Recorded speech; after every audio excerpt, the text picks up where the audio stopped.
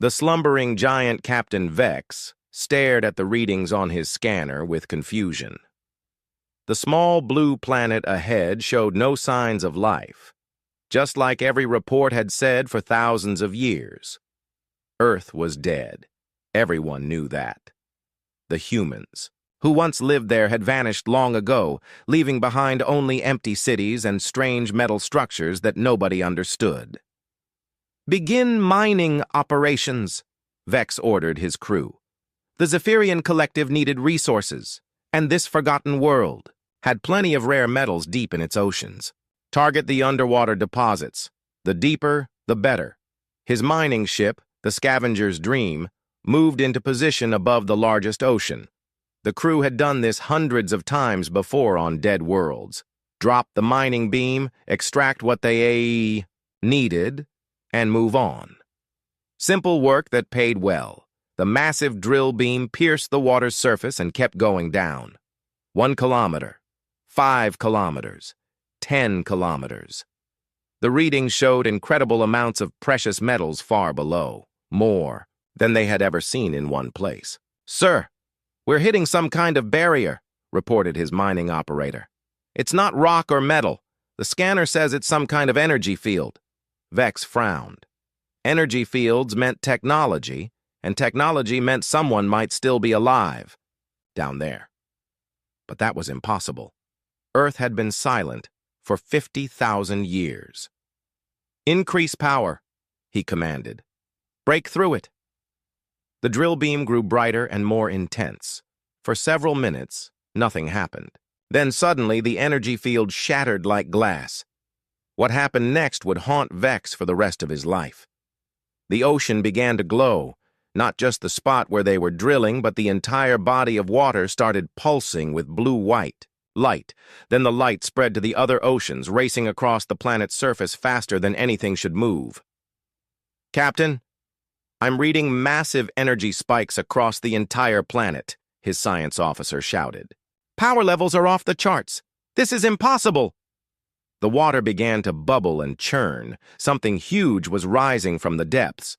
At first, Vex thought it might be some kind of sea creature, but as it broke the surface, he realized he was wrong. Very wrong. The thing that emerged was made of metal and flesh combined in ways that shouldn't work. It was hundreds of meters tall, with surfaces that seemed to flow like liquid while staying solid. Strange lights pulsed along its body, in patterns that hurt to look at. It wasn't a machine, and it wasn't alive in any way Vex understood. It was something else entirely. More creatures began rising from oceans all around the planet. Each one was different, but they all shared the same impossible combination of technology and biology. They moved with purpose, like they were part of something bigger. "Get us out of here!" Vex screamed, but before his ship could move, every screen on the bridge lit up with the same message in perfect galactic standard. "Warning! Terran Guardian Protocol activated. Unauthorized presence detected. Leave immediately." The voice that spoke those words wasn't coming from their communication system. It was coming from everywhere at once, as if the planet itself was talking to them. "Captain, more contacts rising from the surface," his scanner operator reported, with a shaking voice. "Massive structures emerging from what we thought were dead cities. Energy readings are...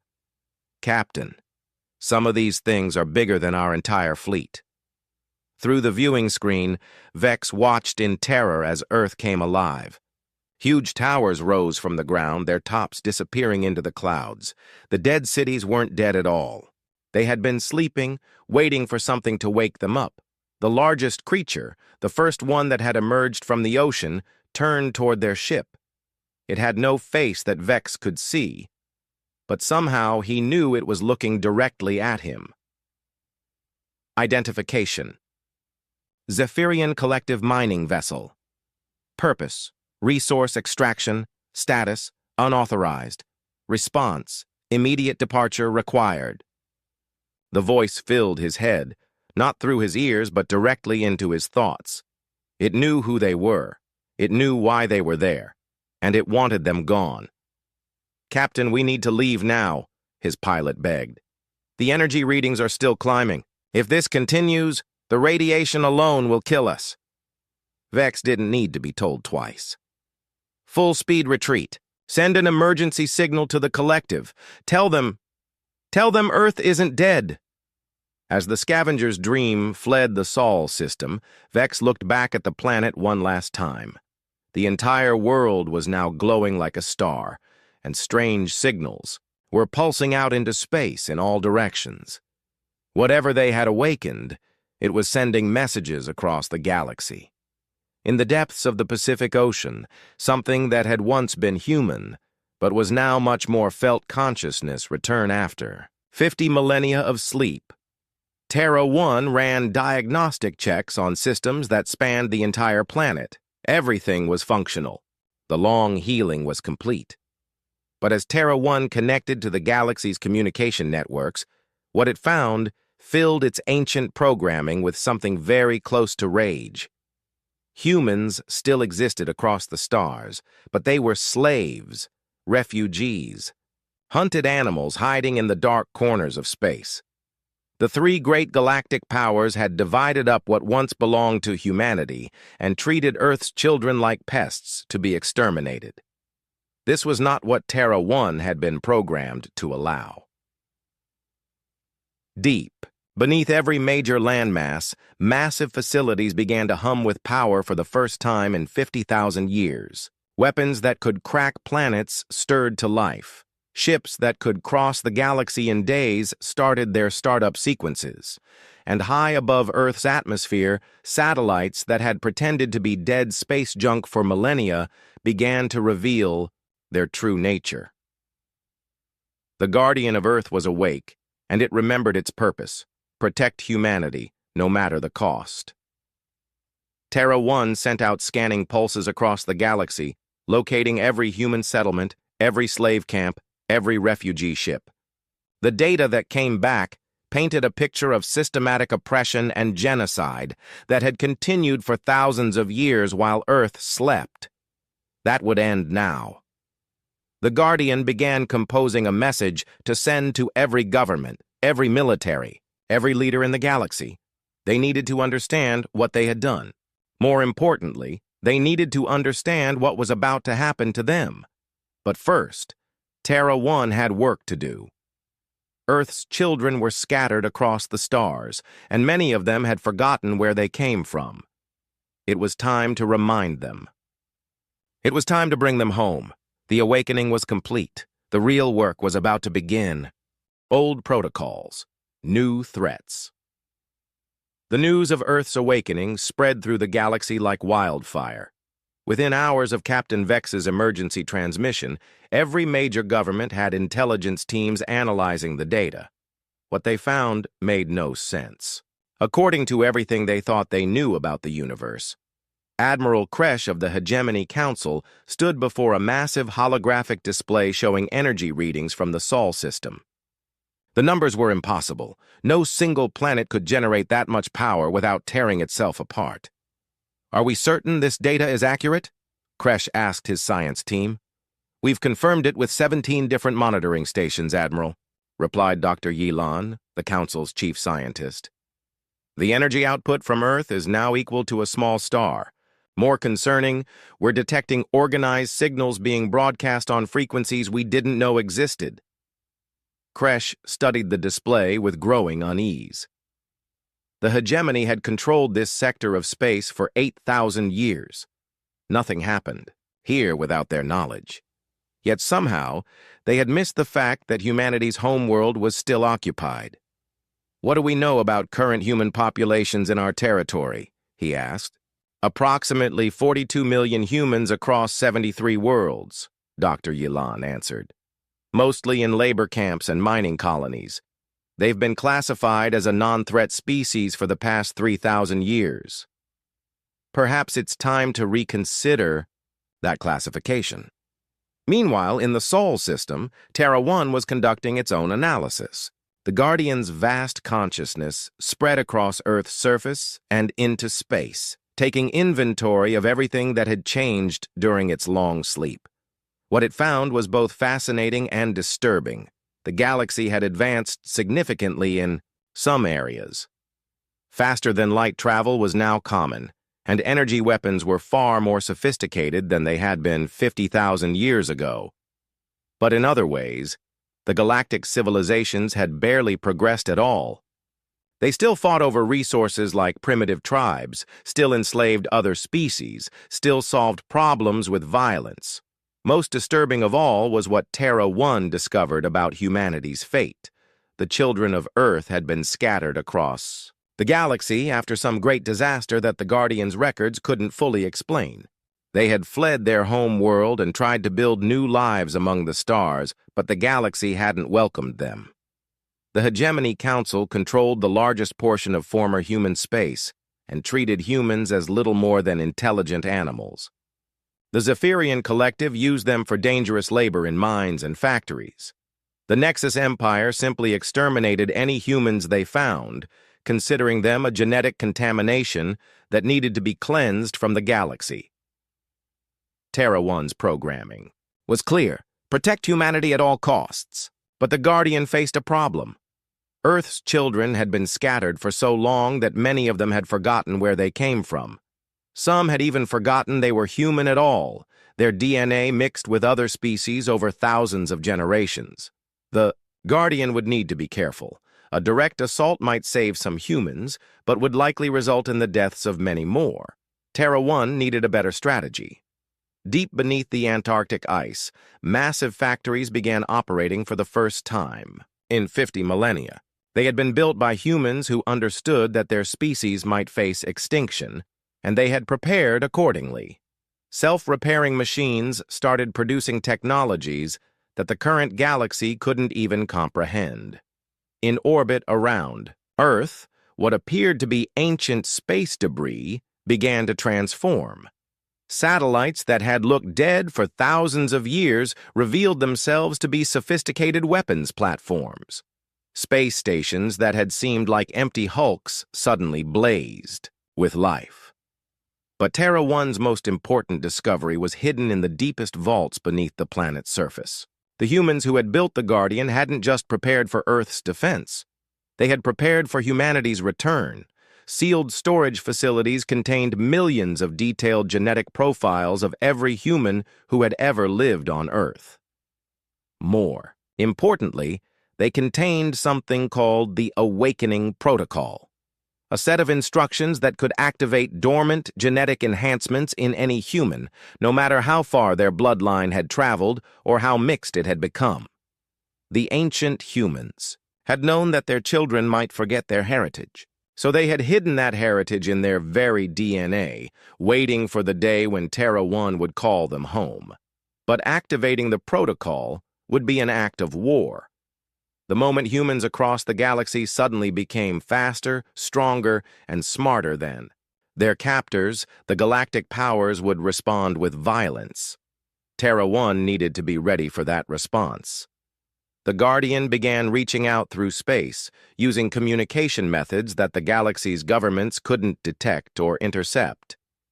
It made contact with human settlements on distant worlds, refugee ships hiding in asteroid fields, even individual humans working as slaves in alien mines. To each of them, Terra 1 sent the same simple message: you are not alone.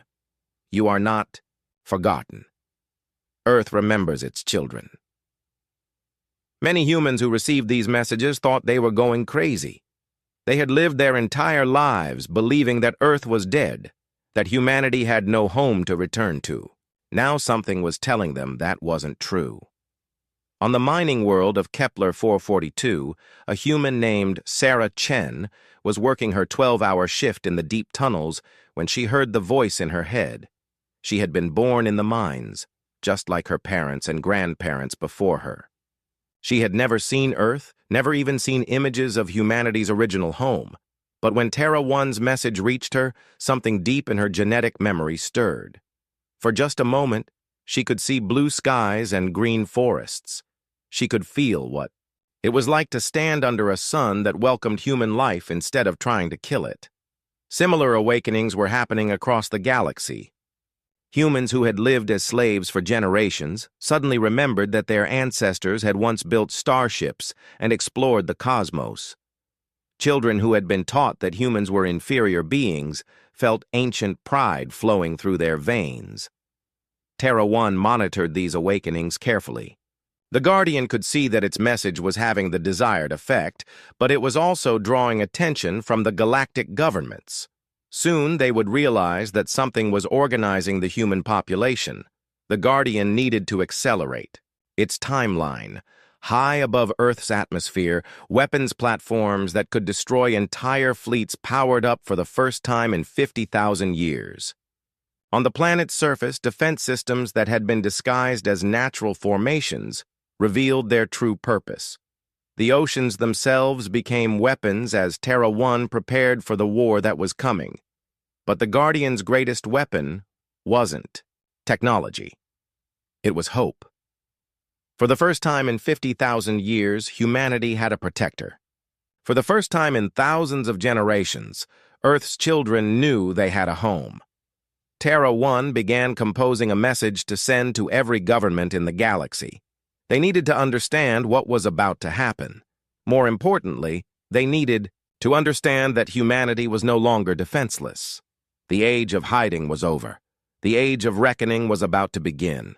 The galaxy remembers Fearfleet Admiral Zorak had commanded hegemony warships for over 200 years. He had conquered 12 star systems and crushed countless rebellions. Nothing in the galaxy scared him anymore, or so he thought, until he received his latest orders. Proceed to the Tau Ceti system and eliminate the human settlement on Tau Ceti Prime, the message read. Intelligence indicates increased activity among the human population. This threat must be contained before it spreads. Zorak's fleet of 50 warships dropped out of hyperspace at the edge of the Tau Ceti system. His sensors immediately detected the human colony on the fourth planet. 2 million humans living in basic settlements, working in the mines that supplied rare metals to the hegemony. They had no military ships, no orbital defenses, no way to fight back. Target the major population centers, Zorak ordered. Complete sterilization of the planet. Leave no survivors. His weapons officer locked onto the largest city and prepared to fire. The plasma cannons that could melt mountains charged to full power. In 30 seconds, the bombardment would begin. 29 seconds passed. On the 30th second, Admiral Zorak's fleet simply ceased to exist. There was no explosion, no debris field, no energy signature that his sensors could detect. One moment, 50 of the hegemony's most advanced warships were preparing to destroy a defenseless planet. The next moment, there was nothing but empty space and confused radio transmissions from the human colony below. The humans on Tau Ceti Prime stared up at their sky in amazement. They had seen the hegemony fleet arrive. They had prepared to die. Instead, their would-be executioners had vanished without a trace. Similar events began happening across the galaxy within hours. A Zephyrian battle group moving to suppress a human uprising in the Vega system disappeared between one sensor sweep and the next. A Nexus Empire extermination fleet targeting human refugees in the Centauri sector winked out of existence just as they began their attack. In each case, the pattern was the same. Military forces threatening humans would simply vanish, leaving no evidence they had ever existed except for confused communications from their intended victims. High Command of the Hegemony Council convened an emergency session. They had lost over 300 warships in the past day, all of them targeting human populations. The connection was impossible to ignore. "How is this happening?" demanded Supreme Commander Thex. "Ships don't just disappear. There has to be some explanation." Dr. Yelan pulled up holographic displays showing the locations of each disappearance. The vanished fleets all have one thing in common. They were all within 50 light years of former human space when they disappeared. Beyond that range, our ships are safe. Are you suggesting the humans are responsible for this? Thex laughed. They barely have spaceflight. Their most advanced weapon is a plasma rifle that our soldiers carried 200 years ago. Sir, I recommend we review the historical archives about Earth and its former inhabitants, Dr. Yilan said quietly. There are some very disturbing records from the early days of galactic civilization. While the galactic powers struggled to understand what was happening to their fleets, Terra 1 was just getting started. The Guardian had spent the past week studying modern military technology and tactics. The results were disappointing. The Galaxy's armies relied on brute force and overwhelming numbers rather than intelligence and strategy. Terra 1's weapons operated on principles that current science considered impossible. Instead of destroying ships with explosions or energy beams, the Guardian simply removed them from normal space-time. The crews weren't killed. They were displaced to a pocket dimension where they could be held safely until Terra 1 decided what to do with them. But making enemy fleets disappear was only the beginning. Terra 1 had been analyzing every piece of technology in the galaxy, and what it found was fascinating. Much of what the current civilizations considered their greatest achievements were actually based on ancient human designs. The hegemony's faster-than-light drives used principles discovered by human scientists. 50,000 years ago, the Zephyrian energy weapons were crude copies of designs found in abandoned human research stations. Even the Nexus Empire's advanced computers were built using algorithms that humans had developed and then improved upon. Most importantly, every piece of human-derived technology contained hidden subsystems that the current users didn't know existed. Subsystems that Terra 1 could activate whenever it chose. The Guardian decided it was time to send a message that the entire galaxy would understand. Every communication device in known space suddenly activated at the same moment. Radios, subspace, transmitters, quantum entanglement communicators, even primitive electromagnetic broadcasts all carried the same signal. The message was simple, transmitted in every known language simultaneously. I am Terra 1, guardian of Earth and protector of humanity. For 50,000 years, I have slept while you have oppressed, enslaved, and murdered the children of my world. This ends now. You have 72 standard hours to withdraw all military forces from systems containing human populations. You have 72 hours to release all humans currently held in bondage. You have 72 hours to begin treating humanity as equals in the galactic community. This is your only warning. Comply or face the consequences. The message played once and then stopped. No follow-up communication was possible. Terra 1 had used the galaxy's own technology against it, delivering an ultimatum that couldn't be blocked, ignored, or traced. The response from the galactic powers was predictably defiant. Supreme Commander Thex of the Hegemony Council addressed his military leaders with characteristic arrogance. Whatever this Terra 1 is, it's clearly some kind of human weapon that survived their exodus. But it's only one system against the combined might of 3 galactic empires. We'll crush this threat and finish what we should have done 50,000 years ago. Similar declarations came from the Zephyrian Collective and the Nexus Empire. All 3 powers began mobilizing their full military strength for a coordinated assault on the Sol system. They would bring such overwhelming force that even Earth's mysterious guardian would have to surrender. As news of the coming invasion spread, something unexpected happened across the galaxy. Humans who had lived in fear for their entire lives suddenly felt hope. The message from Terra 1 had reached every human settlement, every slave camp, every refugee ship hiding in deep space. Earth had not forgotten them. Earth was coming to save them. But Terra 1 wasn't content to wait for the galaxy to bring war to Earth's doorstep. The Guardian had spent 72 hours analyzing the locations of every human population in the galaxy. It had identified the camps, the mining colonies, the urban ghettos where humans were forced to live apart from their captors. When the deadline passed and no government had complied with Terra 1's demands, the Guardian activated the next phase of its plan. Across the galaxy, humans began to change. It started with small things: faster reflexes, clearer thinking, improved memory. But within hours, the changes became impossible to ignore. Humans who had been considered weak and slow were suddenly stronger and faster than their alien overseers. Humans who had been treated as intellectually inferior were solving problems that had stumped the galaxy's greatest scientists. The genetic enhancements that humanity's ancestors had built into their DNA were finally activating after 50,000 years of dormancy.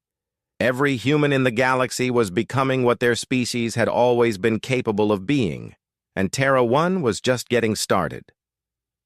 The Guardian had studied the galaxy's military capabilities and found them lacking. Ships that relied on brute force rather than elegance, weapons that wasted energy instead of focusing it precisely, tactics that favored overwhelming numbers over intelligent strategy. Human technology had always been different. Humans built things to last, to adapt, to survive impossible odds. And now Terra 1 was about to remind the galaxy why humanity had once been the most feared civilization in known space. The real war was about to begin. Awakening humanity's legacy, Marcus had been a slave his entire life. Born in the mining camps of Kepler 442, he had never known freedom, never imagined anything beyond the endless tunnels where humans dug precious metals for their Zephyrian overseers. At 25, he was already considered old for his profession. Most miners died before they reached 30. Then the change came. It started as a tingling in his fingers during the morning shift. By midday, Marcus could see in the dark tunnels, as clearly as if they were lit by daylight. By evening, he was lifting support beams that normally required 3 men to move. His mind felt clearer than it ever had before, processing information and making connections that had never occurred to him. But the most startling change was the memories. As Marcus lay in his bunk that night, images flashed through his consciousness. Cities that gleamed like jewels among the stars, ships that could cross the galaxy in days instead of months, humans who walked among alien species as equals, not slaves. Technologies that seemed like magic, but were actually the products of human ingenuity and determination. These weren't his memories. They belonged to ancestors he had never known, humans who had lived 50,000 years before his birth. But somehow, they were becoming part of him. Similar transformations were occurring in every human settlement across the galaxy. The genetic enhancement program that humanity's ancestors had embedded in their DNA was finally activating, triggered by signals from Terra 1 that reached across space to touch every descendant of Earth. Dr. Sarah Chen, the mining engineer on Kepler 442, felt the change most dramatically. She had always been intelligent, but now her mind worked with a speed and clarity that frightened her captors. Problems that had puzzled the Zephyrian engineers for months became obvious to her in minutes. Technical manuals that would have taken her days to understand, she could now absorb in hours. More importantly, she began to remember things she had never learned. The location of hidden supply caches scattered across the galaxy. Activation codes for technologies that had been dormant for millennia. Most crucially, she remembered the locations of other humans who had forgotten their own heritage. The Zephyrian overseers noticed the changes within hours. Humans who had been slow and clumsy were suddenly moving with precision and grace. Workers who had needed constant supervision were solving problems independently. Most alarming of all, the humans were beginning to look at their captors with something new in their eyes. Not fear, but calculation. Captain Vex, the same Zephyrian who had accidentally awakened Terra 1, was among the first to understand what was happening. He had been transferred to Kepler 442 after his disastrous encounter at Earth, and he watched in growing horror as the human population transformed before his eyes. "They're not the same species anymore," he reported to his superiors. "Something has changed them at a genetic level. They're faster, stronger, smarter, and they're looking at us like they know something we don't. His fears were justified. The enhanced humans weren't just physically and mentally superior to their previous selves. They were also remembering technologies that the galaxy had forgotten. Sarah Chen had begun drawing diagrams for machines that shouldn't be possible according to current science. Marcus was describing mining techniques that could extract 10 times more resources with half the effort. But the most significant change was psychological. For the first time in their lives, these humans knew who they really were. They were the children of Earth, descendants of the species that had once explored the galaxy and built wonders that current civilizations could barely comprehend. The transformation accelerated when the enhanced humans began finding the hidden caches their ancestors had left behind. On Kepler 442, Sarah Chen's new memories led her to a sealed chamber deep beneath the planet's surface. Inside, she found equipment that had been waiting 50,000 years for her arrival. The chamber contained more than just tools and weapons, though those were impressive enough. It held genetic templates that could accelerate the enhancement process in other humans, communication devices that could reach across the galaxy instantly.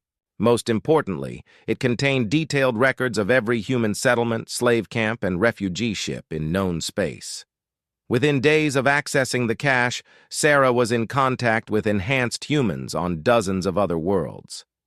They shared information, coordinated plans, and began preparing for something their captors couldn't imagine: organized resistance on a galactic scale. The Zephyrian Collective responded predictably to reports of human enhancement. They decided to eliminate the problem before it could spread. Military ships were dispatched to Kepler 442 with orders to sterilize the entire mining operation. But when the ships arrived, they found something they hadn't expected: the mining equipment that the humans had been operating for decades suddenly revealed hidden capabilities. Drills that had been used to extract metals from deep underground rotated skyward and began firing coherent energy beams that could punch through warship armor. Excavation vehicles transformed into mobile weapons platforms. Even the habitation domes generated defensive shields that could deflect military-grade plasma cannons. The human workers, who had seemed helpless just days before, moved with coordinated precision, operating their improvised weapons with skill that suggested years of military training. The Zephyrian attack fleet found itself outgunned by what they had thought was a defenseless mining colony. But the most shocking revelation came when Sarah Chen's voice echoed across all communication frequencies. "This is Dr. Sarah Chen of the Kepler 442 Human Liberation Force. To all Zephyrian vessels, you are trespassing in human space. Withdraw immediately or face the consequences." The Zephyrian commander laughed at the audacity of slaves threatening their masters. His amusement ended when his flagship's computer systems suddenly turned against him. Navigation failed, weapons powered down, and life support began cycling toward minimum settings. "Impossible," he gasped. "Our systems are completely isolated from external networks." "Nothing built with human-derived technology is isolated from us," Sarah replied calmly. "Every circuit, every algorithm, every line of code in your ship contains elements that our ancestors designed, and we remember how to control them." Across the galaxy, similar uprisings began as enhanced humans discovered that they could take control of any technology based on ancient human designs. Since most of the galaxy's advanced technology was derived from human research, this gave them enormous power over their former captors. Space stations found their environmental controls responding to human commands instead of their alien operators. Warships discovered that their weapons would only fire when humans authorized them to do so. Even communication networks began routing messages according to human priorities rather than government protocols. The galactic powers realized they faced an unprecedented crisis. The humans weren't just rebelling. They were taking control of the very infrastructure that held galactic civilization together. Emergency sessions were called in every major government. Military leaders who had spent their careers fighting conventional wars struggled to understand how to combat an enemy that could turn their own technology against them. But Terra 1 wasn't finished with its surprises. Deep space monitoring stations began detecting new signals from previously empty star systems. Planets that had been surveyed and dismissed as barren were suddenly broadcasting complex energy patterns. Asteroid fields that contained nothing but rock and ice were revealing hidden structures. The enhanced humans weren't just remembering their heritage. They were finding the hidden bases, secret research stations, and emergency supply caches that their ancestors had scattered across the galaxy. Facilities that had been designed to activate only when Earth's children needed them most. On a moon, orbiting the gas giant in the Ross 128 system, a structure the size of a city emerged from beneath what had appeared to be natural rock formations. It had been waiting 50,000 years for enhanced humans to find it and enter the correct activation codes. Similar revelations occurred throughout former human space. Dead worlds came alive. Empty star systems revealed hidden installations. The galaxy that the three great powers thought they knew and controlled was suddenly full of human technology that had been hiding in plain sight. Terra 1 monitored these awakenings with satisfaction. The Guardians' creators had planned for every possibility, including the scenario where their descendants might need to reclaim their heritage from hostile alien powers. But the Guardian also recognized that the enhanced humans would need more than just technology to win their freedom. They would need unity, purpose, and leadership. It was time for Terra 1 to reveal the final phase of humanity's contingency plan: the Reckoning. The combined fleets of three galactic empires dropped out of hyperspace at the edge of the Sol system. Never before had so much military power been assembled in one place. 2,000 warships, each capable of destroying entire planets, formed a massive battle formation aimed at Earth. Supreme Commander Thex stood on the bridge of his flagship, staring at the small blue world that had caused so much trouble. Intelligence reports from across the galaxy painted an impossible picture. Humans everywhere were suddenly exhibiting capabilities that shouldn't exist, taking control of technology that should have been beyond their understanding, and coordinating. Resistance on a scale that suggested central command. "Whatever is down there, we end it today," Thex declared. "Full bombardment. I want that planet reduced to molten slag." But as the combined fleets moved into attack formation, something unprecedented happened. Earth's star began to dim. It wasn't a natural eclipse or stellar phenomenon. The star itself was being enclosed by a massive structure that materialized around it like a shell forming around an egg.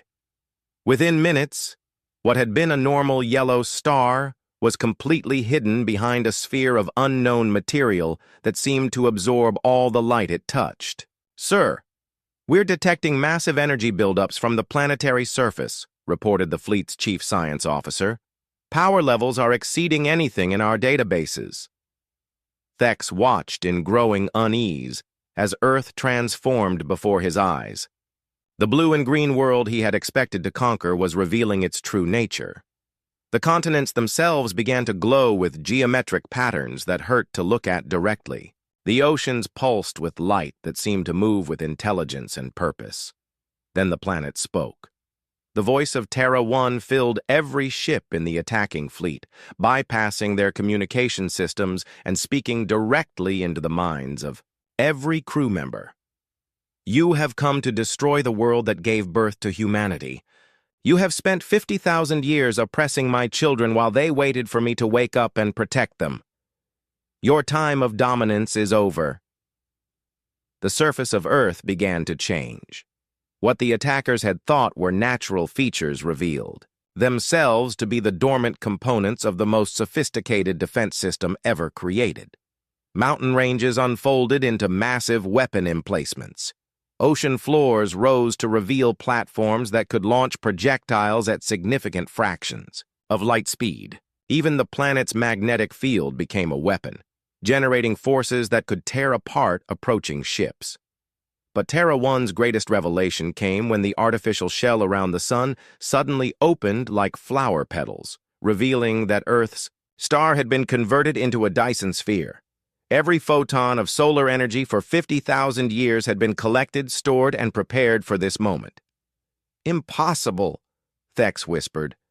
"No civilization has that level of technology." "Humanity does," Terra 1 replied, its voice calm and implacable. "We've had 50,000 years to prepare for your arrival. Did you think we would waste that time?" The attack fleet opened fire with everything they had. Plasma cannons that could melt mountains, fusion missiles that could crack continents, energy beams that could boil away oceans. The combined firepower was enough to sterilize a dozen worlds. None of it reached Earth's surface. The planet was protected by defensive screens that operated on principles the attacking fleets couldn't understand. Every shot they fired was absorbed, redirected, or simply ceased to exist. It was like trying to destroy a star with handheld weapons. But Earth's defenses were not merely passive. As the attacking fleets continued their futile bombardment, Terra 1 began to demonstrate what real weapons could do. The first attack came from orbit. Satellites that had pretended to be space debris for millennia revealed themselves to be weapon platforms more advanced than anything the galaxy had ever seen. They didn't fire projectiles or energy beams. Instead, they simply caused enemy ships to stop existing in normal spacetime. Entire squadrons of warships vanished without a trace, not destroyed but removed from reality itself. Their crews found themselves in a strange pocket dimension where they could see their ships and each other, but couldn't affect the outside universe. Terra 1 had decided that killing them was unnecessary. Removing them from the battle was sufficient. The second wave of Earth's counterattack came from the planet's surface. Weapons that had been disguised as natural formations began to fire. But these weren't conventional weapons either. They launched projectiles that could adjust their own trajectory in flight, seeking out enemy ships with perfect accuracy across millions of kilometers of space. When these projectiles struck their targets, they didn't explode. Instead, they converted the attacking ships into raw materials, breaking down molecular bonds and reorganizing the matter into useful resources. Enemy warships simply dissolved, their hulls becoming clouds of perfectly sorted elements that Earth's automated systems collected for later use. But the most devastating attack came from an unexpected source: the enhanced humans scattered across the galaxy. While the galactic powers had focused their attention on Earth, the transformed human populations had been preparing for this moment. Using the hidden caches and dormant technologies their ancestors had left behind, they had spent weeks building weapons and coordinating strategies. As the battle raged in the Sol system, every human settlement in the galaxy launched simultaneous attacks on their captors. Space stations found their life support systems turned against them. Warships discovered that their own computers were working for the enemy. Planetary defenses shut down as human technicians remembered override codes that had been embedded in their genetic memory. Marcus, the former slave from Kepler 442, now commanded a ship that had been built from components found in a hidden cache. His vessel looked primitive compared to modern warships, but it moved through space with grace and speed that made contemporary ships seem clumsy by comparison. All human forces. This is Liberation Command, Sarah Chen's voice echoed across the galaxy's communication networks. Execute Phase 3 of the Homecoming Protocol. Across hundreds of worlds, humans who had been slaves just weeks earlier began taking control of the infrastructure that supported galactic civilization. They didn't need to destroy their former captors' technology. They simply needed to remember how to control it. The Hegemony Council found their capital city's power grid responding to commands from human technicians they thought they had eliminated years ago. The Zephyrian Collective discovered that their mining operations could only function when humans authorized them to do so. The Nexus Empire watched in horror as their automated defense networks began identifying their own ships as hostile targets. Back in the Sol system, the attacking fleets were being systematically dismantled. Terra 1 wasn't hurrying. The Guardian was demonstrating the difference between violence and precision, between destruction and control. Supreme Commander Thex watched his mighty fleet reduced from 2,000 ships to fewer than 100 in the span of an hour. Those vessels that remained were only intact because Terra 1 had chosen to spare them as witnesses. "Enough," Thex finally transmitted on all frequencies. "We surrender. Call off your attacks." Terra 1's response was immediate. Surrender implies that this was a war between equals. This was not a war. This was a lesson. You have learned that humanity is not defenseless. Now you will learn what happens to those who harm my children. But instead of the destruction Thex expected, something different happened. Across the galaxy, human forces began broadcasting a message to every inhabited world. The age of empire is over. The age of cooperation begins now. The enhanced humans didn't seek revenge against their former captors. Instead, they offered something the galaxy had never seen before: genuine equality. Worlds that had been strip-mined for resources were offered advanced terraforming technology. Species that had been enslaved were given the tools to build better societies. Terra 1 made its own offer to the galactic powers. Earth will serve as a neutral arbitrator for all disputes between species. Humanity will share its technology with any civilization that commits to peaceful coexistence. But understand this: we will be watching. Any species that returns to the old ways of conquest and oppression will face the same fate you almost suffered today. The artificial shell around Earth's sun began to retract, allowing light to return to the Sol system. But everyone in the galaxy now understood that the light could be shut off again at any time. In the years that followed, the galaxy changed in ways no one could have predicted. Human technology revolutionized medicine, agriculture, and space travel. Former slave worlds became centers of learning and prosperity. The three great empires found themselves transformed from conquerors into partners in a galactic community where strength was measured by what you could build, not what you could destroy. Terra 1 settled into its new role as humanity's guardian and the galaxy's protector. The Guardian had learned during its long sleep that the universe was vast and full of wonders, but also dangers that no single species could face alone. Earth's children had finally come home, not as conquerors returning in triumph, but as the guardians they had always been meant to be. And in the depths of space, other ancient sentinels began to wake up, drawn by. The message appeared on every screen across Earth at exactly 3:17 p.m. Eastern Standard Time. Static crackled first, then gave way to a face unlike any human had ever seen. The alien had gray-blue skin with ridge-like formations where eyebrows should be. Its four eyes blinked out of sync with each other. "People of Earth," the creature spoke in perfect English. "I am Grand Admiral Crusade of the Zalaxian Empire. Your planet now belongs to us. Surrender your weapons and resources. You have 24 hours to comply. Resistance is pointless." The transmission cut off, leaving billions of people staring at blank screens. In the Oval Office, President Allison Moore sat frozen. The coffee in her hand had gone cold. Around her, advisors spoke all at once, their voices blending into noise. "Quiet!" she finally shouted. The room fell silent. "Get me Admiral Bennett, now." Across town, Admiral Frank Bennett was already rushing toward the Pentagon. His phone hadn't stopped ringing since the message aired. At 62 years old, Bennett had served in the Navy for over 4 decades. He had gray hair cut short and eyes that had seen too much combat. But nothing had prepared him for aliens.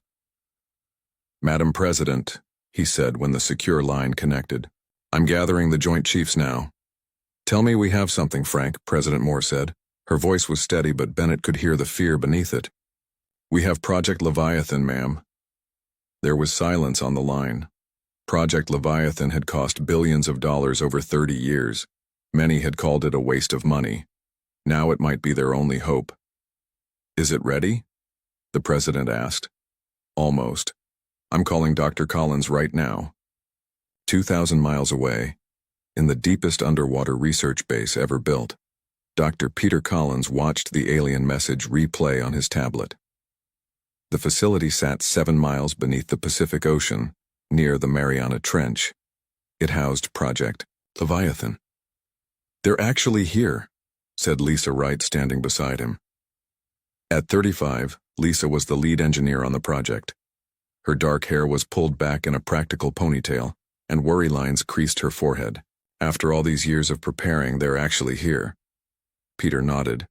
His phone rang, displaying a Pentagon number. "Dr. Collins," Admiral Bennett's voice came through. "How soon can Leviathan be operational?" Peter looked at the massive chamber. That took up most of the facility.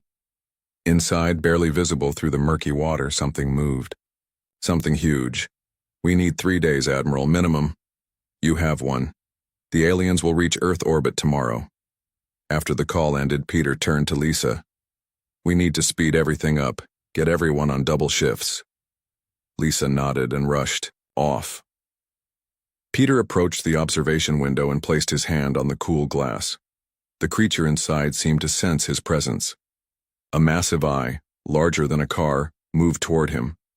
Leviathan wasn't just a weapon, it was a living thing. Part machine, part biological entity. The scientists had discovered it as a small organism in the trench 30 years ago, after strange signals were detected from the Kuiper Belt. They realized it was not from Earth. They had nurtured it, studied it, and eventually found ways to communicate with it. And they discovered it had been placed on Earth for a reason. Up in space, telescopes tracked the approaching Zelaxian fleet. 17 ships, each one massive. The largest was the size of Manhattan. News. Stations across the world broadcast images of the fleet. People began to panic. Some fled to the countryside. Others gathered in churches and temples. Many just stayed home with loved ones. In Chicago, Mary Allen watched the news with her husband Joe. She worked at a research lab with connections to Project Leviathan, though she knew only bits and pieces about it. "What happens now?" Joe asked, holding her hand tight. "I don't know," Mary answered, "but I have to go into work. They just texted everyone." Joe, a former Marine, pulled her close. "I'll drive you." The roads were chaos. Some people were fleeing the city while others tried to get home. Police struggled to keep order.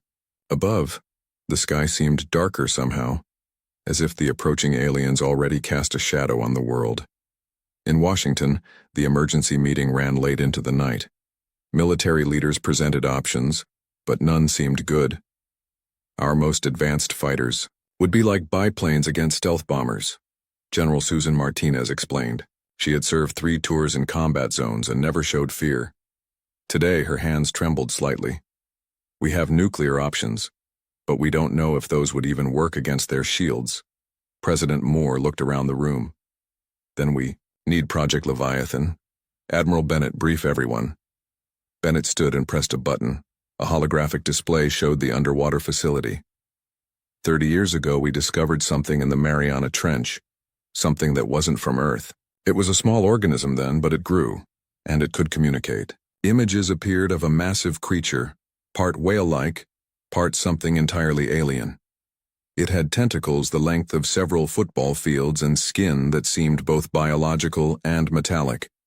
It told us in its way that it was put here to protect Earth. It was a guardian, placed by another civilization that was later destroyed by the very empire now at our doorstep. The room was silent.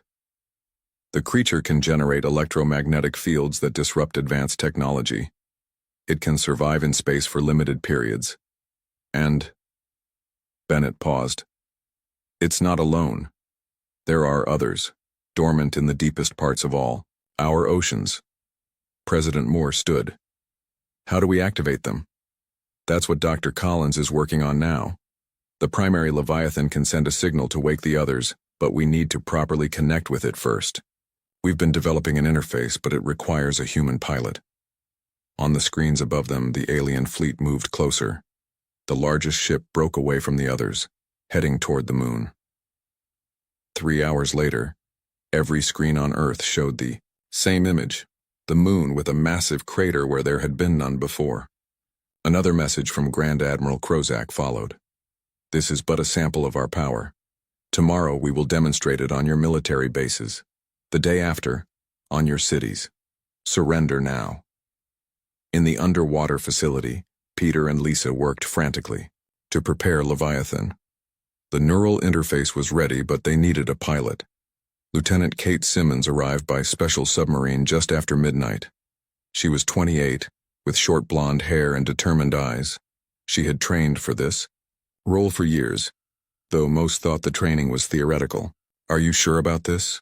Peter asked her as they prepared the interface. "No one has maintained connection with Leviathan for more than a few minutes." Kate nodded. "I've studied every report. I know the risks. But if I don't try, we all die. Anyway." As dawn broke over a frightened Earth, the alien ships entered orbit, and deep beneath the Pacific Ocean, Kate Simmons prepared to merge her mind with humanity's last hope. The Zelaxian ships hung in the sky like metal mountains. They blocked out the sun in some cities, casting long shadows across terrified streets. Their attack began exactly as promised. Military bases were the first targets. Beams of bright blue, energy shot down from the ships. Where they hit, nothing remained but smoking craters. Naval fleets in the Pacific vanished. Air Force bases turned to ash. The most powerful human weapons seemed useless against the alien shields.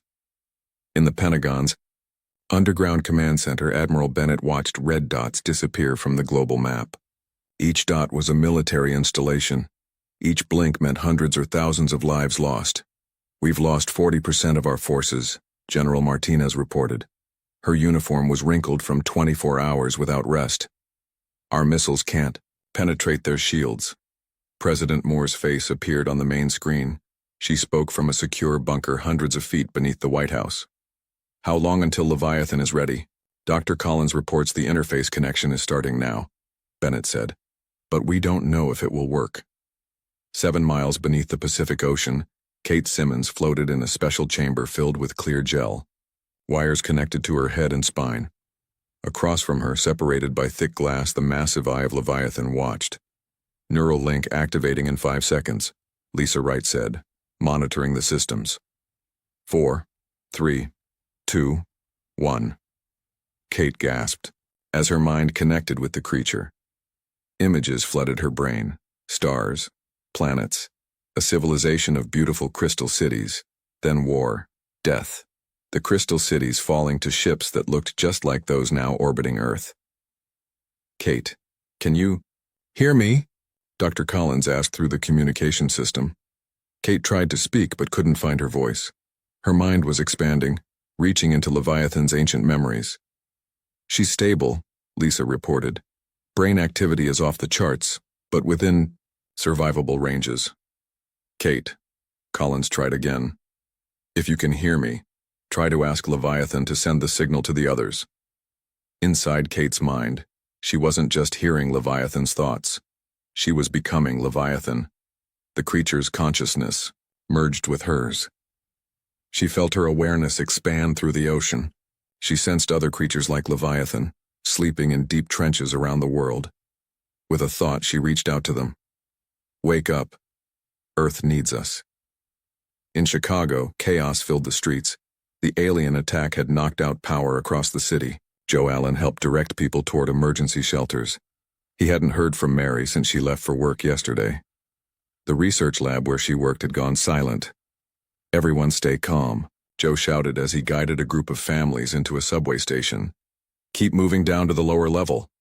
A man in an army uniform approached him. "You look like you know what you're doing." "Former Marine," Joe explained. "I'm Kevin Porter, Army, Rangers. We're forming resistance cells in case they send ground troops. You interested?" Before Joe could answer, the ground shook. Not from an attack, but from something else. Something underneath the city. In Lake Michigan, the water began to churn. On the Zelaxian flagship, Grand Admiral Crusade watched Earth's defenses crumble with satisfaction. His 4 eyes blinked in sequence as he turned to his intelligence officer. "Sub-Commander Vex, report." Vex, smaller than Crozak but with the same blue-gray skin, bowed slightly.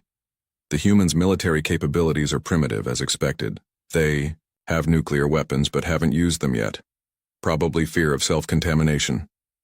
Any unexpected resistance? Vex hesitated. There is an unusual energy reading coming from the Pacific Ocean. It began about an hour ago and has been growing. Stronger. Crozak dismissed this with a wave of his six-fingered hand. Probably some desperate final weapon. Nothing that can harm our ships. As you say, Admiral. Vex bowed again, but worry showed in his eyes.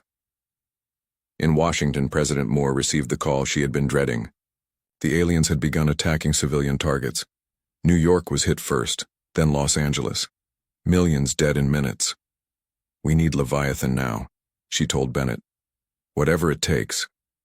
In the underwater facility, alarms blared. The connection between Kate and Leviathan had grown too strong. Her vital signs were becoming unstable. We need to disconnect her, Lisa urged. She's going too deep into the link. Dr. Collins shook his head. If we disconnect now, we lose everything. He pressed the communication button. Kate, if you can hear me, you need to send the wake-up signal now. Earth is under attack. Inside the neural link, Kate could barely remember she was human. Her consciousness spread through the oceans. She found the others, dozens of them. Sleeping giants placed on Earth millions of years ago by a dying civilization. Guardians against the very enemy that had destroyed their creators. With her merged consciousness, she sent the signal. A deep, resonating pulse that humans couldn't hear but that traveled through the world's oceans. Wake up. Defend. Rise. In oceans, around the world, ancient creatures began to stir. Joe Allen stood at the shore of Lake Michigan with Kevin Porter. The water bubbled and frothed. Other people gathered to watch, pointing in fear and wonder. What is that? Someone asked. Then it emerged. A massive tentacle, shimmering with both organic tissue and what looked like metal.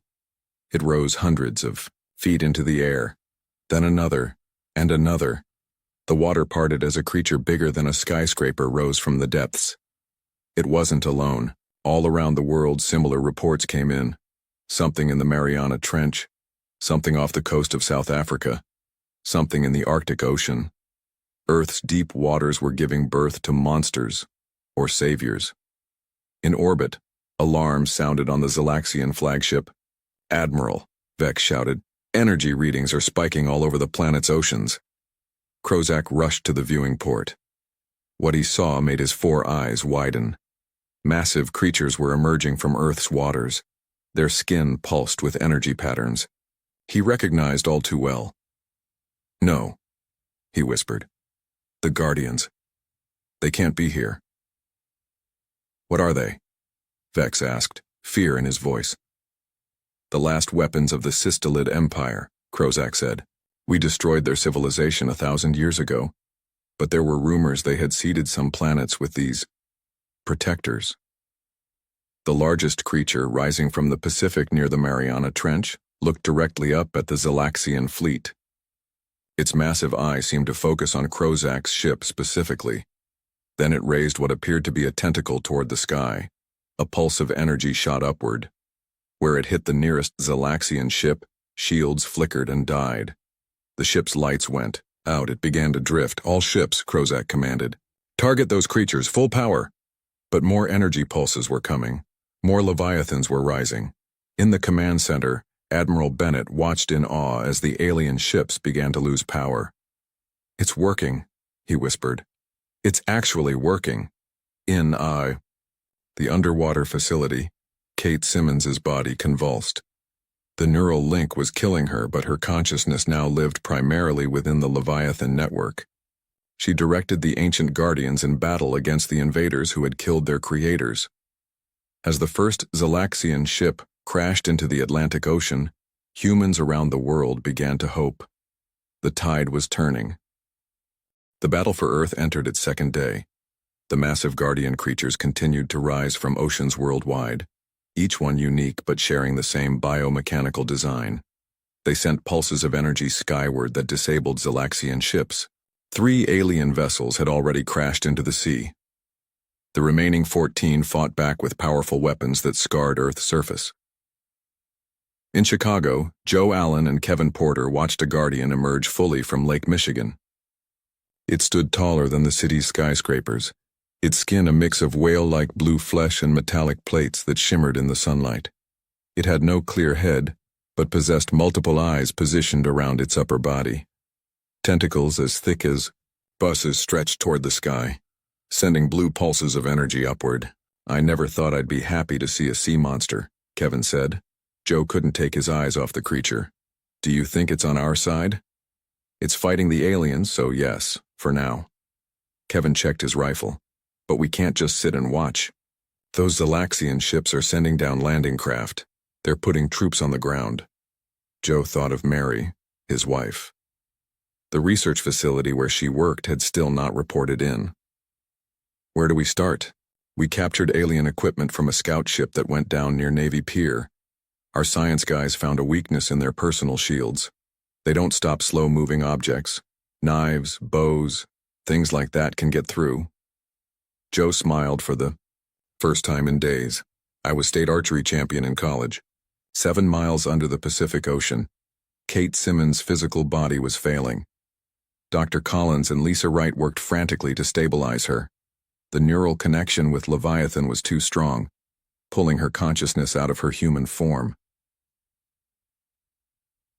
Brain waves decreasing, Lisa reported, her voice tight with worry. "We're losing her." Dr. Collins adjusted the interface equipment. "Kate, if you can hear me, you need to pull back.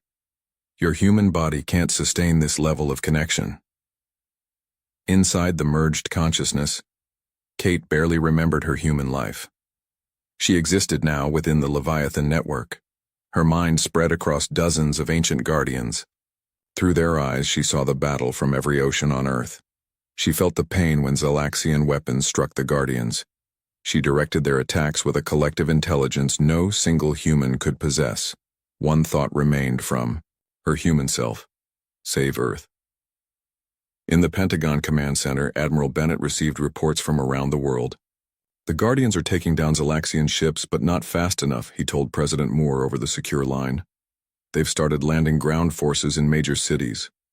"What about our military?" the president asked. "The Guardians' energy pulses affect our electronics too, but not as severely as the alien tech. We're reorganizing ground forces to engage their troops." "And Leviathan?" Dr. Collins. Bennett hesitated. "The pilot, Lieutenant Simmons, is in critical condition. The neural link is killing her." President Moore closed her eyes briefly. "Tell Dr. Collins to do whatever it takes. Millions are dying up here." On the Zalaxian flagship, Grand Admiral Crusade raged at his officers. 3 more ships had lost power and were drifting toward Earth's surface. The creatures below continued to emit pulses that disrupted their most advanced systems. "How did we not know these Guardians were here?" he demanded. Sub-Commander Vex flinched at his leader's anger. "They were dormant, Admiral, deep underwater. Our scans showed only primitive life forms on this planet." Crozak slammed his 6-fingered hand on the control panel. "Prepare ground forces for mass deployment. If we can't bombard them from orbit, we'll take this planet meter by meter." "What about the cleansing protocol?" Vex asked quietly. Crozak's 4 eyes narrowed. "The cleansing protocol would make Earth uninhabitable, but would kill the Guardians too. Prepare it as a last resort.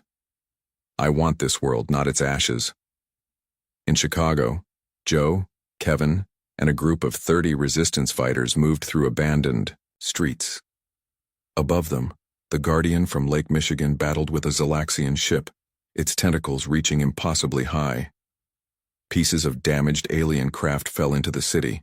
"Stay under cover," Kevin ordered as they approached a building where alien troops had established a position. The Zalaxians were tall, thin beings with 4 arms. They carried energy weapons and wore armor that shimmered with shield technology.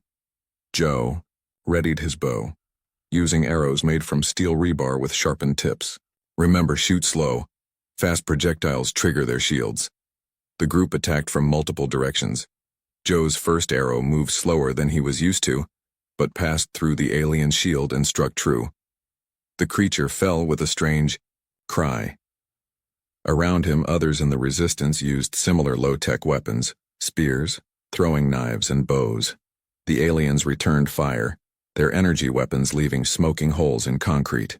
3 resistance fighters fell, but the group pressed forward. Within minutes, they had taken the building. Kevin discovered a communications device on one of the dead aliens. "If we can figure out how this works, we might be able to listen in on their plans," he said. Joe looked up at the sky where the battle continued. "We need to find more of their ground bases." In New York City, another Guardian had emerged from the harbor. It engaged 2 Zalaxian ships at once, taking heavy damage but continuing to fight. Its energy pulses had restored power to parts of the city where humans waited in darkness.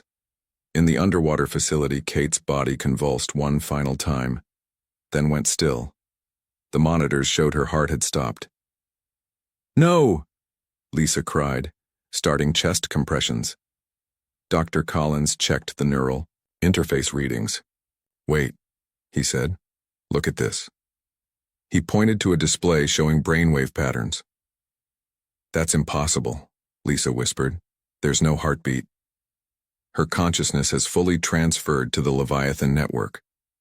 Her body is gone, but Kate is still alive, inside them.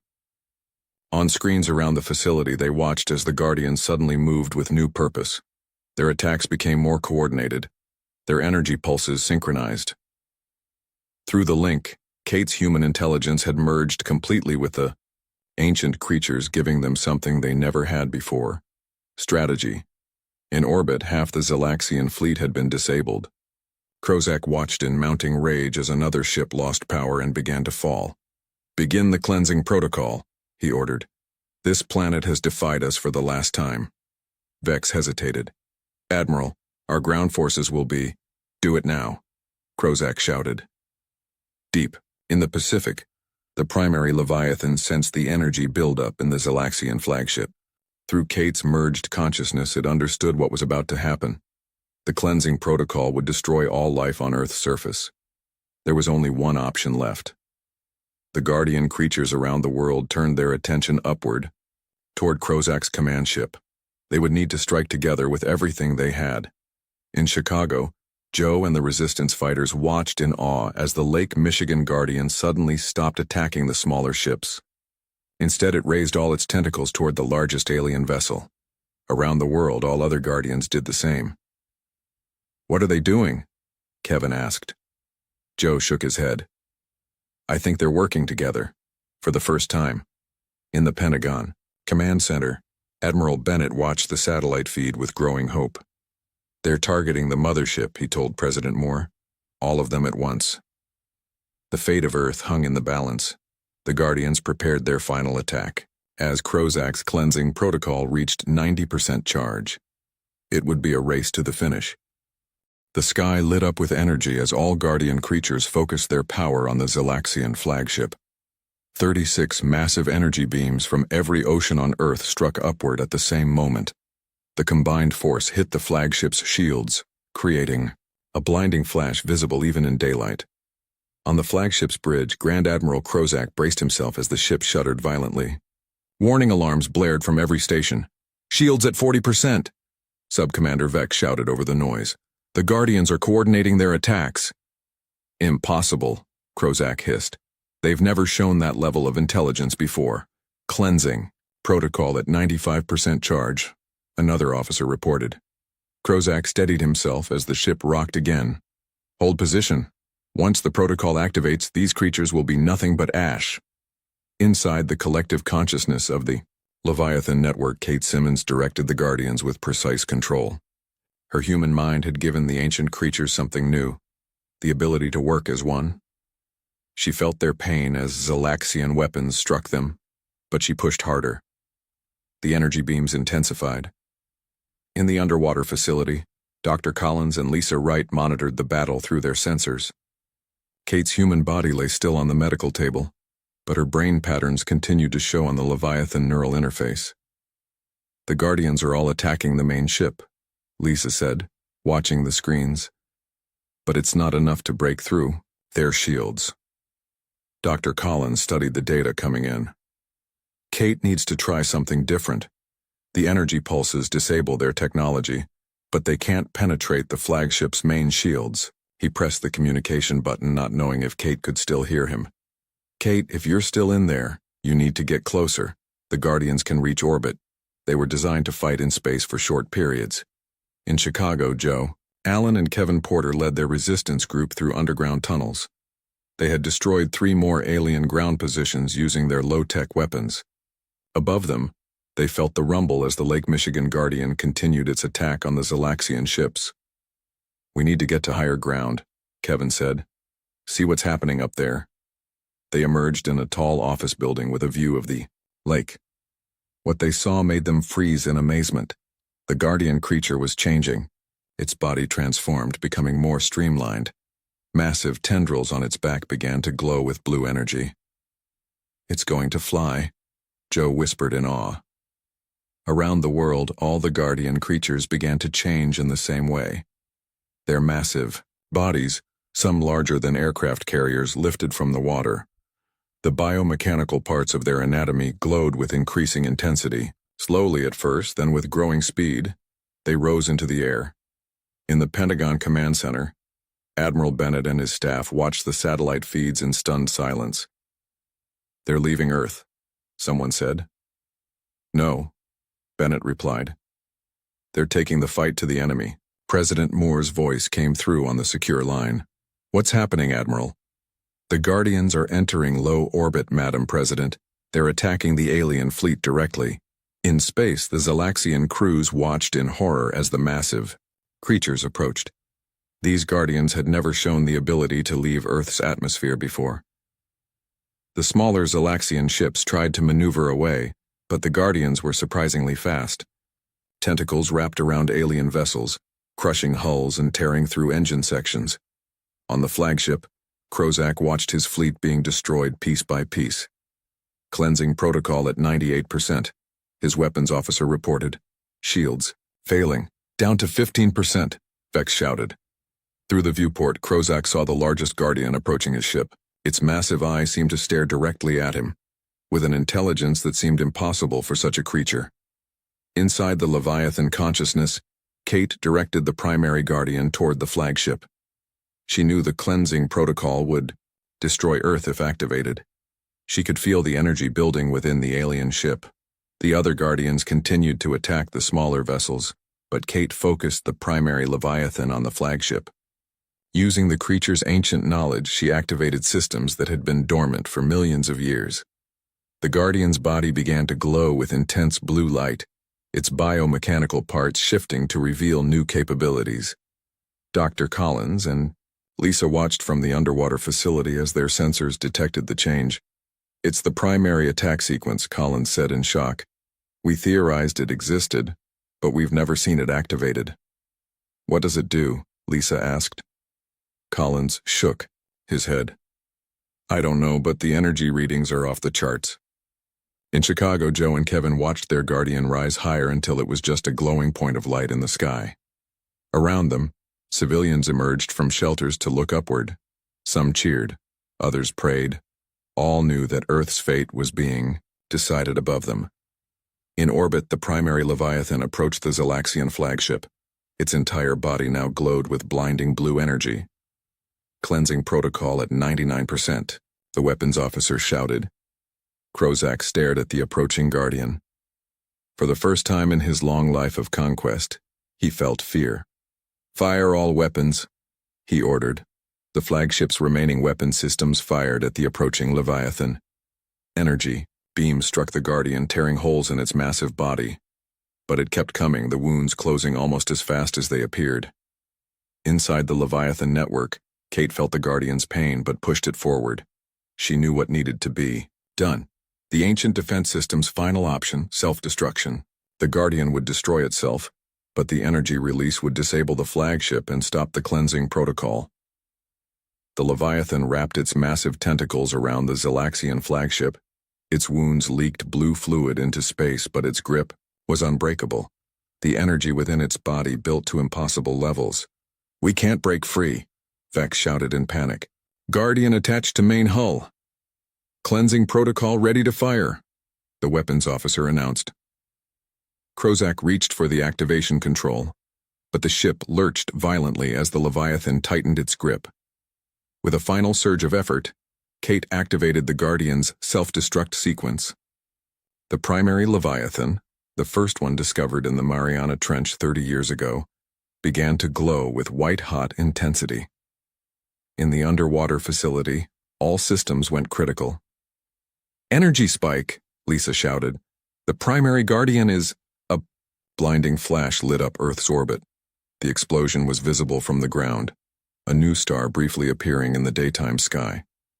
The shockwave rippled through space, knocking debris from the battle in all directions. Then silence. In the Pentagon command center, all satellite feeds went temporarily dark from the electromagnetic pulse. "What happened?"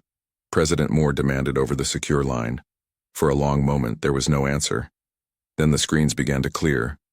Admiral Bennett leaned forward, studying the images as they resolved.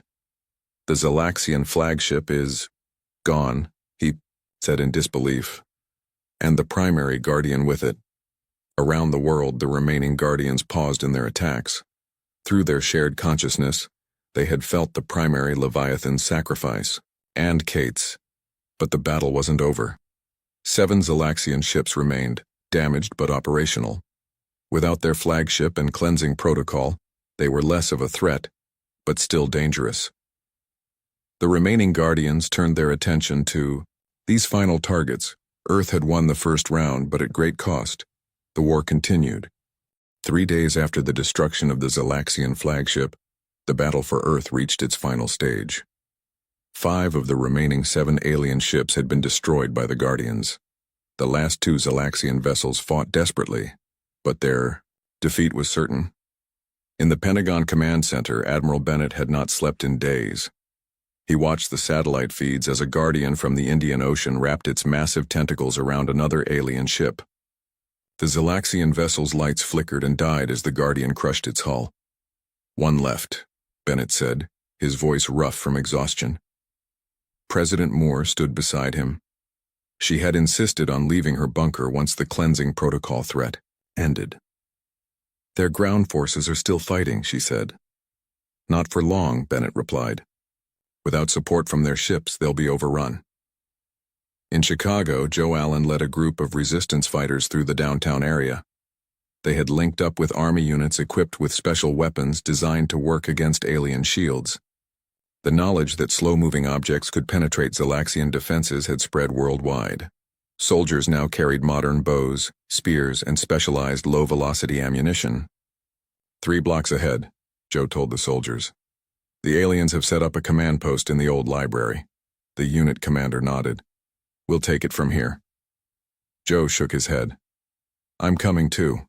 My wife worked at a research lab connected to the Leviathan project. I still haven't found her." The soldiers didn't argue. Joe had proven himself in combat against the aliens. They moved forward as a team, using the underground parking structures to approach undetected. When they emerged near the library, they saw dozens of Zalaxian troops setting up large equipment. It looked like communication gear. "They're trying to contact their homeworld," the commander whispered. Joe noticed something else. Human prisoners were being held in a makeshift pen nearby. He scanned the faces, hope rising in his chest. Then, he saw her. Mary was alive, sitting against the fence, looking tired but unharmed. "My wife is in there," Joe said, pointing. The commander studied the situation. "We'll need a distraction." Before they could plan further, the ground shook. The Lake Michigan Guardian, which had returned to Earth after the space battle, rose from the water nearby. It was smaller now, having used much of its biomechanical mass in the orbital fight, but it was still enormous, towering over the city's tallest buildings. The Zalaxians turned their weapons toward it in panic. Energy beams struck the Guardian, causing it to recoil in pain. But the attack gave the human forces the distraction they needed. "Now," the commander ordered. Soldiers and resistance fighters attacked from multiple directions. Specialized arrows and spears flew through alien shields. The Zalaxians fought back fiercely, but they were caught between human forces and the Guardian creature. Joe fought his way toward the prisoner pen. 3 Zalaxians blocked his path. He fired his bow, taking down one, while soldiers beside him dealt with the others. When the path cleared, he sprinted to the pen and broke the lock. "Mary!" he shouted. She looked up, her face transforming with joy. "Joe! You're alive!" They embraced as chaos continued around them. "We need to get out of here," Joe said, helping her to her feet. In orbit, the final Zalaxian ship faced 3 Guardians. Its weapons were nearly depleted, its shields failing. Inside, the ship's commander made a final decision. "Set course for their sun," he ordered. "Full speed. If we die, we take something with us." The ship's engines flared as it broke away from Earth orbit, heading toward the sun. The Guardians pursued, but the ship had a head start. In the underwater facility, Dr. Collins and Lisa Wright monitored the situation with growing alarm.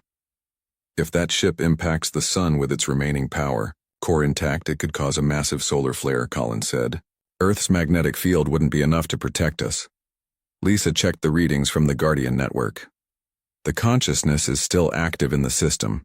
Kate is still there, but weaker since the primary Leviathan was destroyed. Collins leaned toward the communication system.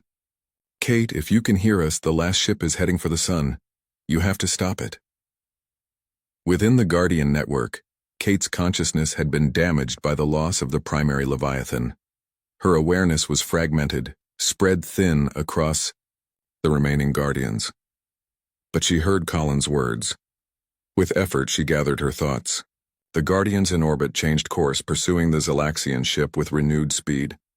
They moved in formation, streamlining their massive bodies for maximum velocity. The lead Guardian closed the gap. Its tentacles stretched out, inches from the ship's engines. The Zalaxian vessel fired its remaining weapons, damaging the Guardian but not stopping it. With a final surge, the Guardian caught the ship. Kate focused all her remaining energy. The Guardian's tentacles glowed with blue light as they wrapped around the alien vessel. With tremendous force, it changed the ship's course, steering it away from the sun and out into deep space. The other Guardians joined, adding their strength. Together, they pushed the ship faster and faster, sending it on a trajectory out of the solar system. The final Zalaxian threat to Earth faded into the darkness of space. On the surface, the remaining alien ground forces, now cut off from their fleet and leadership, began to surrender. In cities across the world, human military forces accepted the surrender of once fearsome invaders. In Chicago, Joe and Mary watched from a safe distance as soldiers secured the library complex. The Lake Michigan Guardian had returned to the water, only its massive eye visible above the surface. "What happens now?" Mary asked, leaning against Joe's shoulder. "We rebuild," he answered simply. In Washington, President Moore addressed what remained of the United Nations via video conference. "Today, we have won our planet back," she said. "The cost has been tremendous. Millions of lives lost, cities in ruins. But humanity has survived, and we did not face this threat alone." The screens behind her showed images of the Guardian creatures around the world. Most had returned to the depths, but a few remained visible in oceans and lakes. Their massive forms a reminder of Earth's unexpected defenders. These creatures, which we now call the Leviathans, were placed here millions of years ago by another civilization, the president continued. A civilization destroyed by the same empire that tried to conquer us. They left us these Guardians as a legacy, and we owe them our survival. In the underwater facility, Dr. Collins and Lisa watched the president's speech. Their sensors showed the Guardian consciousness was still active but fading. "Kate's still in there," Lisa said softly. "But she's weakening." Collins nodded. "She's becoming one with the Guardian network. Soon there won't be a separate Kate Simmons anymore." On screens around the facility, they could see the largest remaining Guardian descending back into the Mariana Trench. As it sank into the darkness, its massive eyes seemed to look directly at the cameras one final time. Inside the Leviathan network, Kate's human consciousness was indeed fading. Her memories of Earth, of being human, were merging with the ancient knowledge of the Guardians. But she wasn't afraid. She was becoming part of something ancient and powerful, the protectors of Earth. As the Guardians settled on the ocean floor, Kate sent one final thought through the network, reaching every creature around the world. Sleep now. Rest. The battle is won. One by one, the Guardians returned to their deep ocean homes. Their biomechanical bodies began to regenerate, preparing for a long period of recovery. They would sleep again, perhaps for centuries, until Earth needed them once more. In the night sky above a healing planet, stars shone on a world forever, changed, a world that now knew it was not alone in the universe and not undefended. Humanity had faced its greatest threat and survived thanks to the Leviathans of Earth,